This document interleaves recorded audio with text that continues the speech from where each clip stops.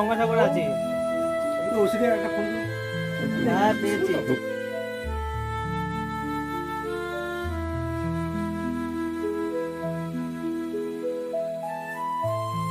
ভালো লাগছে। আচ্ছা, তুমি কাকে নিতে এসছো? আমি নিয়ে এসেছি আমার হাজবেন্ডকে। আচ্ছা, ওনার নাম কি? ওনার নাম সঞ্জীব দেবনাথ। উনি বললো হ্যাঁ। যে ওখানে নাকি চায়ের দোকানে কাজ করছিল, হ্যাঁ। সে দাদা মানে 300 টাকা দিয়েছে। তখন উনি বললো যে আমি কি করে যাব, কান্নাকাটি করছিল। তখন এই দাদা আবার বললো যে আমি তাহলে আমার সাথে চলো, আমি তো হাওড়ায় যাবো। যে উনি হাওড়ায় বলেছে টাকা দিয়েছি, তুমি বাড়িতে চলে যাও, শিয়ালদা ধরে যাও না কাটোয়ার হয়ে লোকাল ধরে যাও। তো উনি তো সেটা মানলো না। না মানার পরে তখন আবার বললো না আমি সাগর দেখতে যাবো। পেয়েছে সাথী, আর দেখতে দাদাও মনের মতন লোক, নিয়ে এসে খুব ভালো লেগেছে আর সবাই আমাকে ভালোবাসছে, বৌদিরা দাদারা। এই দাদা এখন মাছ ধরতে গেলাম, পেলাম না, বললো পরে ধরবো।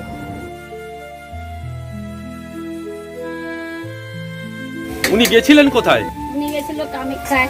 আচ্ছা, সেখানে গিয়ে ওখান থেকে আর আমরা খোঁজ পাইনি। আচ্ছা, ওনার সঙ্গে যারা গেছিল তারা বাড়ি ফিরে গেছে? তারা ফিরে এসছে।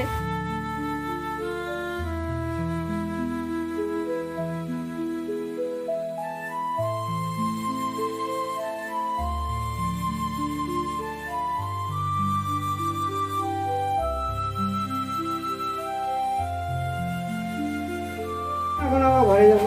আচ্ছা আচ্ছা আচ্ছা আচ্ছা, তো ছেলে বউ এসছে, কেমন লাগছে? আমার খুব আনন্দ লাগছে। ছেলে বউ বলছে এখানে থেকে যেতে। হ্যাঁ। তুমি ইজাজত দিলে দাদাদের বলে দাও। আমি মেলাতে কামাখ্যা মার মন্দির দর্শন করতে আসি। তখন ওই রাত্রিবেলা এসে খাওয়া দাওয়া করে প্রসাদ টসাদ খেয়ে শুয়ে পড়ি। রাত 12টা নাগাদ বৃষ্টি হয়। মাথার কাছে যা ছিল নিয়ে শুনছিল, উঠে দেখি কিছু নেই। তখন আমি চিন্তাতে পড়ে যাই। যাও একটা জামা প্যান্ট ছিল, আরও আমার সঙ্গে যারা ছিল তারা কী করলো, বললো ওই জামা কাপড় আমরা ছান টান করে মায়ের মন্দিরে পুজো দিয়ে আসি। পুজো দিতে গিয়ে ওদের জামা প্যান্ট ঠিক আছে, আমাকে বললো তাহলে তুই একটু নিয়ে আয়, আমরা এখানে একটু বসি। ঠিক আছে বল, আমি নিয়ে আসি। নিয়ে আসতে আসতে ওরা আর নেই, আমি কি আর খুঁজে পেলাম না। যাদের সাথে গিয়েছিলেন আপনি ওদের পাননি, তাই তো? না। আপনার পাশে আপনার নাম কি? আমার নাম সঞ্জীব দেবনাথ। বাবার নাম? অনিল দেবনাথ। বাড়ি? বাড়ি ছোটিমার বণিকনগর। পাশে কে আছে আপনার? পাশে নাম ধরে বলুন। নাম ধরেই বলো। কি নাম আপনার স্ত্রীর? কি এই যে ডামদিকে? এটা আমার ছোটো ছেলে সুজিত দেবনাথ। আচ্ছা, এই দাদা মা। নাম জানেন না? না, নাম জানি না, এখন জানি। কি নাম? জয়দেব দা। নাম দেখ, আপনি খুশি? হ্যাঁ, আমি খুব বাড়ির লোককে পেয়ে? খুব খুশি হয়েছি। এবার থেকে যখন যাবেন পকেট ডায়েরি রাখবেন, ফোন থাকুক আর যাই থাকুক, সেখানে বাড়ির লোকের কন্ট্যাক্ট নাম্বার রাখবেন, লোকাল পুলিশ স্টেশনের নাম্বার রাখবেন, লোকাল যারা জনপ্রতিনিধি আছে তাদের নাম্বার রাখবেন। তাহলে কী হবে? আর না হলে তো আছে প্রশাসন, হ্যাম রেডিওর মতো সংস্থা, ঠিক আছে? আমরা তো আছি, সবসময় চেষ্টা করবো আপনাদের সঠিক ডেস্টিনেশনে পৌঁছে দেওয়ার।